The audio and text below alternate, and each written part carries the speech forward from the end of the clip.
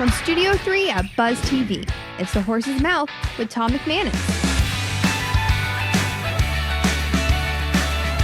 All right, time once again for Up Close and Personal here on The Horse's Mouth, back at the bar, back at Tommy Mac's, brought to you by our friends at Brust Nutter Wealth Advisors and also at Goodfellas Cigar Lounge and Spirits. Special guest today, I've been trying to get him on for a while, and he's now here at the bar. Mayor Lenny Curry joins me. Mayor, great to have you. Be with you. How are you, sir? I'm good. I know you got a little injury, so you got to be careful of that arm, but you're healing up, which is great. I am. Man, I was looking, just back.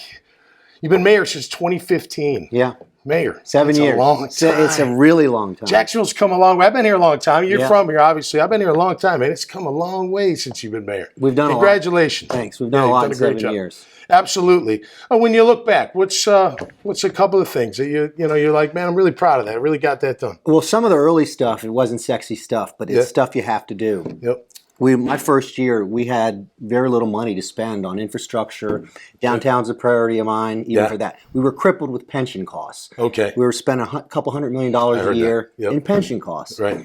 And I said, you know what, we're going to fix that. Yep, And I remember that. We fixed it my Yes, you second did. year. That was big. And we went from my first year in office having $70 million that we spent in infrastructure around the city to last year, it was close to $300 million. That's fantastic. And that's allowed us the projects that are happening downtown as well. There's a lot of projects. Yes. I don't think everybody knows about all the projects, but there's a ton. There is, and that's another thing we had to do again to prep for development. So when I came in, the landing had seen better days. Oh, yeah, without a doubt. That took a couple of years of doing what we had to do to get the landing back. I've taken a lot of criticism for knocking stuff down, but we knocked down the landing, and we knocked down the Berkman too. That was That's right. Had to go. We knocked down the old City Hall courthouse. Yep. They're now ready for development. Yeah, that's right. Right? To build our city And it's up. going to happen. No doubt. No doubt. I mean, it's happening all around. I love what you did with the landing, though. It might have been, people might have been upset, but all those concert series that you're having down there, there's big plans for the landing. That's exciting, too. And the good news is, there's a proposal on that property now. It will remain mostly green space, so people will still have the concerts. That they've been so popular. Yep. But there'll be a story building, an uprise building, high-rise, that'll be multi-use, and the public will still have access. I know you look down Bay Street and see all types of potential. I mean, I know I do. I'm always on it every day, drop my daughter off from school. You just see it on both sides of Bay Street, on the river, across the street. I mean, it's coming. All that it is. So it's exciting. As that property is developed where the landing was, and then at some point there'll be something where Berkman was. Yep. The Four Seasons is going to go in down by the stadium. Yeah, right. There's a pilot program we have with the federal government that will be autonomous vehicles running people up and down Bay Street from one side to the other. Yeah, like the Jetsons. Yes, yeah, that's right. That's fascinating. So that's getting close. Yeah. It's a cool time to be here. It's a great time. Look, I live out at the beach. There's great areas all around Jacksonville. The city. And we're from Chicago and Boston, you get that city right. There's nothing like a rockin' city. And, from a sports perspective, we have it, right? The Jags, of course. The Icemen are phenomenal. The Shrimp are doing well. The Sharks are off to a rough start, but they're still a staple here. I mean, there's a lot going on. You brought the UFC here, and I want to ask you about that, because that was during a time where Florida was only one of the states that was open, or one of a few. And how did it come about? Yeah, so because that was a big move. So you go back with COVID in March of 2020. A lot of uncertainty. I mean, every part of the world at some level had some level of shutdown. No doubt. Because we thought you could get COVID at that back then. Right. Surface to surface. We just didn't know. Right. Walking out your front door. Right. So we had a short window here where we were shut down, and the rest of the state as well. But UFC wanted to do their fights, pay-per-view fights with no one in the audience. Right. And no one would let them anywhere. Wow. And you may remember, I remember the news reports, Dana White was looking at going to an island and doing it. I know. Fight Island. I know. That's right. And so our office connected with his folks. We started a conversation. Yep. We said, come to Jacksonville. We'll take the heat.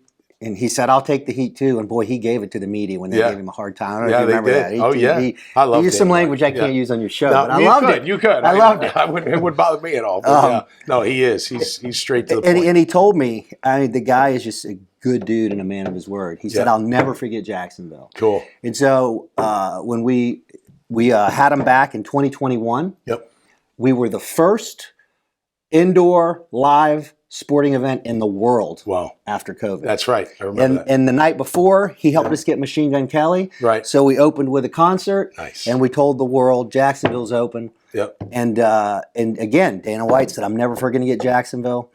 Last December, I was quail hunting. Yep. And everybody goes to bed early when they're out hunting. I'm laying in my room on my phone. I'm watching, I think, Thursday Night Football. Yep. And I just decided to shoot Dana White a text. And I said, when you coming back?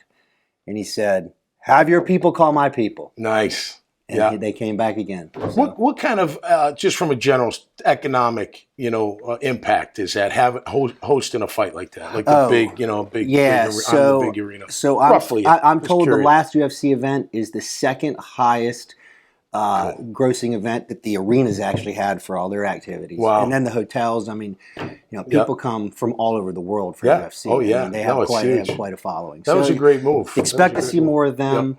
The other thing, there's a lot of concerts happening in Jacksonville right now. Love and so what happened was when the Machine Gun Kelly concert happened that Friday night, we started getting calls from all these performers because nothing else was open. Yep. So we were able to book in advance a lot of stuff. Cool. A lot of great acts coming through. Come to fruition right now. All right, so you got about a year left, maybe a year and a month or two. A month or so. What do you have left to do? What does Lenny Curry want to accomplish before that time is up? I'm going to keep pushing on downtown, and like I realize the next mayor is going to be cutting a lot of ribbons. Yep. And I'm going to be smiling and happy to see that. Yep. We're going to keep prepping, keep pushing, and keep investing. Good. And then we also recently did something with our gas tax and the Jacksonville Transportation Authority. That's right. It's given the city billions of dollars to do transportation work, which will free up other city money to do all this other stuff we want to do. Good. And at some point, I don't know if we get there before I leave or not. I know we're having conversations, but we're going to have to address our stadium. Yeah. Oh, no it has to be. Without a doubt. Everybody knows that. Without a doubt. Winning will help.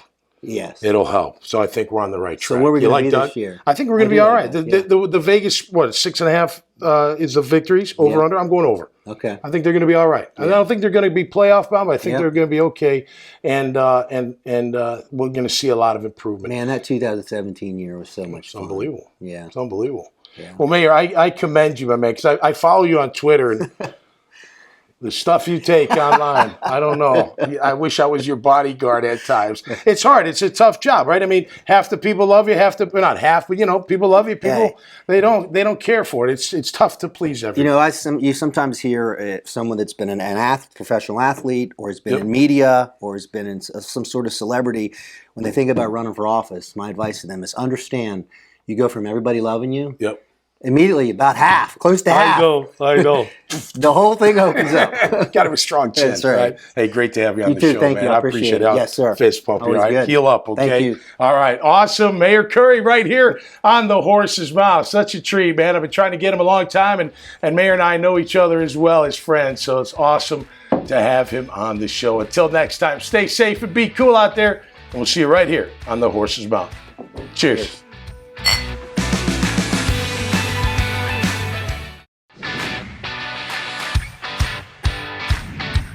From Studio 3 at Buzz TV, it's The Horse's Mouth with Tom McManus.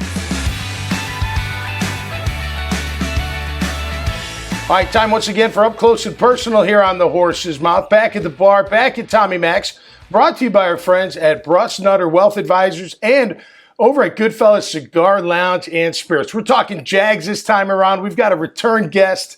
It's Team President Mark Lamping, my good friend. Hey, Mark, welcome back. Nice to see you. It's always great to be. I feel like I'm at home here. You're one of the originals. You're an OG of the Horse's Mouth. If you remember that first season, as now we're in season 5, getting into season 6, you were one of the early guys sitting right here at the bar. I'm not surprised that you've gotten into your 5th year. Yeah, it's fantastic. You made a huge commitment to this, and you've got a unique way of communicating with people. Appreciate it. not surprised you. Yeah, well, listen, we get to meet a lot of people, doing a lot of good stuff here in Jacksonville, business, charity work, whatever, sports, what have you. You're a busy guy. I mean, goodness gracious. I know, and people might not know this, and you've told me this, because I've emailed you at times. I'm like, let me be the coach, Mark. I swear I'd go in there, at least have some fire. You're like, Tom, I don't really deal with that, right? So you don't. So people know. You don't deal with the GM search or the head coach or anything like that. You're about the business side of the organization. Yeah, I run all the stuff that's off the field. Okay. Occasionally, if Shad's looking for a general manager and there's no general manager in place, obviously in those situations, he'll ask me to sit in on some of the interviews. But I don't make those decisions, and because there's so many other people that are more qualified to do that than I am. Yeah. Well, you were making a joke before we went live. You've been team president. You've never had a promotion, right? And you came from the Cardinals of St. Louis, and you were similar role. Yeah, right, no, I've been very fortunate. That's great, Mark. 14 long years as president of the St. Louis Cardinals. That was my hometown team. Right. Sure. Sure. So we can argue about baseball allegiances, obviously, knowing your background, and I was really fortunate there, and I've been equally fortunate here. What was in common with both those, I had great bosses. Bill DeWitt and his partners in St. Louis, and now Shad here in Jacksonville. Yeah. What's the path? And you don't have to go, specific, but for someone that's looking for that kind of career path, what is the path? I mean, what do you learn in sports management in college? Or are you getting your PA, your management? I mean, you got to get in the field and work your way up the ladder and things like that. But the best path? Yeah. Make sure your parents are really wealthy, have them buy a team, and put you in charge. There you go. That's a nice path. Other than that, you need a tremendous amount of good fortune. Yeah. And work. You got to work your way. Well, of course, yeah. But my background was more in sales and marketing. And okay. My background is actually in accounting and finance. But at Anheuser-Busch, I worked mostly in the marketing department and spent 5 years as their director of sports marketing, doing all of that. And Anheuser-Busch owned the Cardinals at the time. The strike in 1994 came along. They decided that coming out of the strike, they needed somebody that came with a sales and marketing background. I happened to be that person, so it was shocking. I was given the opportunity at a really young age, and then even more shocking is I stayed there for 14 years and. Still very, very close to my former employers at St. Louis Cardinals. Let's grow up. Great organization. I mean, great history, and we're building our history here in Jacksonville. Look, I don't want to go back in time, but I do want to, from here on forward, I feel with Doug Peterson that there's a sense of stability within not just the team, the whole organization. Is that a fair assessment? That's 100% true. You have a feeling that there's a lot less drama. Yep. People are not walking around on eggshells. Yep. Doug is just an incredibly normal guy. And when you think of someone who, like you, played professional football. Yep. And he was a head coach in professional football and wins a Super Bowl as a head coach. Yep. It's easy to be full of yourself a little bit, and that's not the case at all with Doug. He's just an incredibly normal person, and he makes all of us feel at ease. He understands that that all of us have a role to play. Some people have really important roles to play on Sundays at 1:00. That's right. Okay. Yep. But then others, their contributions may happen during the week, and maybe it happens in the afternoon, and Doug has a strong appreciation for all that. So it makes people feel good to be working, alongside him for sure. He's confident and he's humble, and he's got the track record. So I'm looking forward to great things. London, obviously, we're going back again. And we talked about this the last time we were on. Look, you make a ton of money over there. Obviously, there's for business. If home games were sold out, just say week after week after week, would we still go to London? Would we still need London, I guess, is a way to look at it? Or well, there's a couple ways to answer that. The benefits from London are certainly economic, but they go beyond that in some extent. Yeah. One of the fan outreach. Yep. Our fan base is growing big time. The city of Jacksonville and the Chamber of Commerce treats it as a trade mission each and every year. We've brought jobs back to Jacksonville as a result of the Jaguars playing over there. Mm-hmm. It raises the awareness and profile of Northeast Florida. Which helps. Sure. Brings people I can here. tell you this from an internal standpoint. Yep. It makes all of our jobs more interesting working for the Jaguars, which in some respects allows us to maybe attract some people that ordinarily we might not be able to. Okay. I don't see us going beyond one game a year. Right. There was some discussion about that before. I think our fans spoke, very loudly about that, and our ears are open. So, I see London always being a very, very small part of what we do. Yep. And it's not just related to the fan support we get here, because our fans, given our record, our fans have outperformed the team. Yep. Year after. Do you guys hear the fans? And I don't want to get into the clown move, but did you hear when the clown with all this stuff? I mean, I got some national you guys hear that? Yeah. Right? No. Well, pay attention to it. Some people like to say, "Oh, I don't follow that stuff." That's all nonsense. Right. I mean, you have to. Yeah. In some cases, there's. Things get well overblown in terms of, of and the keep media. In mind, that's not the only. Yeah. That's not the only. Opinions we're hearing, but you don't want to ignore anybody. I mean, like the clown thing was.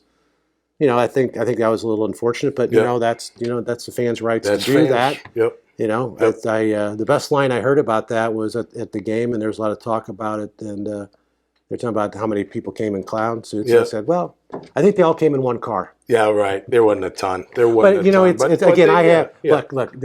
I chalk that up to people really, really caring. Yeah.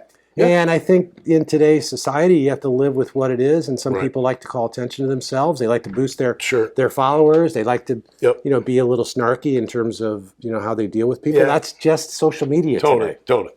Listen, winning cures it all, and we're going to win. I feel good about winning. Hey, outside of the game itself and the Jags, we're winning with the development. I mean, you hear all the great things coming. What they did with the Hart Bridge, I take that way home now from dropping my kid off at school. It looks awesome. You can see it's all coming together. And that's going to be a legacy for the city of Jacksonville. Shad believes it can be catalytic to downtown. Yeah, me too. We have so many great things happening in and around downtown. The neighborhood we're in today is a great neighborhood.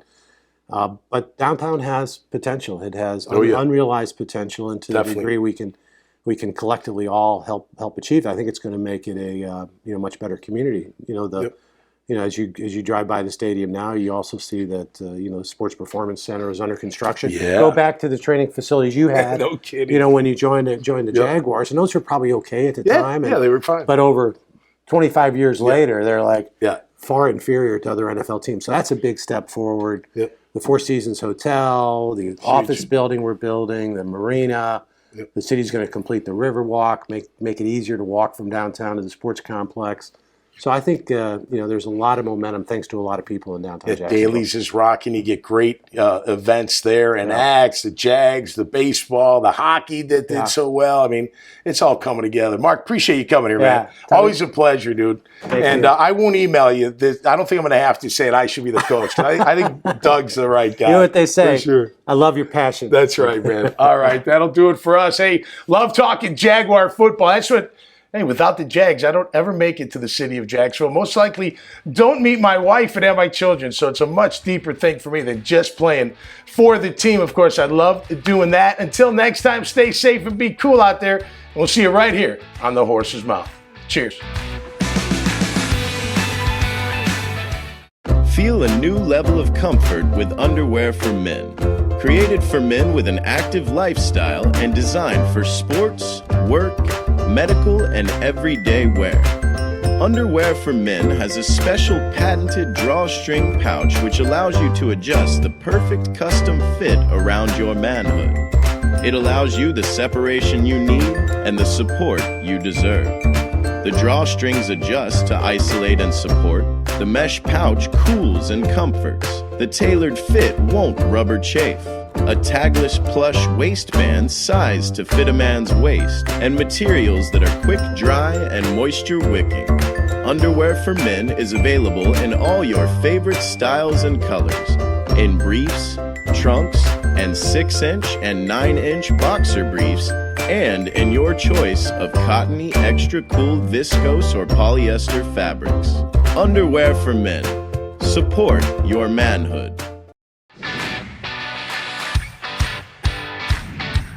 From Studio 3 at Buzz TV, it's The Horse's Mouth with Tom McManus. All right, time once again for The Horse's Mouth here at Tommy Mac's, back at the bar. Always great to be here, talking business, talking sports, talking life right here in the great city of Jacksonville. Brought to you by our friends over at Goodfellas Cigar Lounge and Spirits and Brustnutter Wealth Advisors. Let's welcome in the panel Daniel Gillum from Farther's here. Hey, Daniel, how are you? Doing great. Thanks for having us. Great to have you. Tell me about Farther, man. Tell me about it. You know, we take a step back. We identified some big problems in the financial advice space. Okay. Two things, really. $68 trillion changing hands, 9 million baby boomers selling their business, all in the same time that 38% of advisors are retiring. Wow. Huge supply-demand imbalance. I bet, yeah. How do we augment that client-advisor relationship so that advisors can be more effective and efficient in what they do? Okay. So we're a first-of-its-kind, cutting-edge technology company that is binding those relationships to make advisors more effective and efficient with Absolutely, that's great. All right, Linton McLean's here from Pinnacle High Performance Coaching. Linton, welcome. How are you, man? Good, you? What are you, lifting buses out there and stuff? No, just tires. Just tires. Just tires.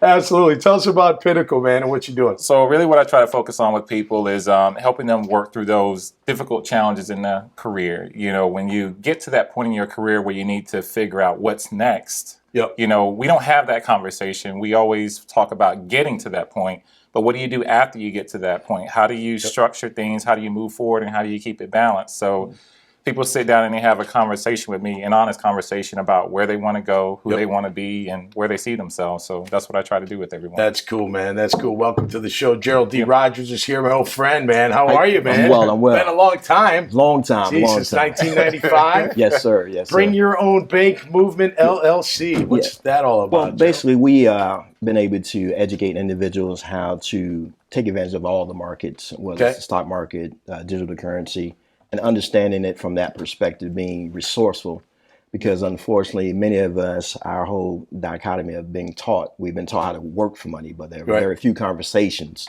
held in our household that teaches us how money works. You're making money work for us. That's right. And you know, from a cultural standpoint, you know, we try to figure it out, and after the fact, 15, 20 years later, then the gap widens. So we are that bridge to impact communities abroad and locally. So we have a global footprint. I know there's a lot of talk about in curriculum in schools about just financial talk, like balancing a checkbook and knowing how money works. Absolutely. I should have taken finance at Boston College. I didn't. I took marketing, but to know how the dollar works is huge. And I don't care who we're talking about. It's everybody. You got to know how that thing works. It is.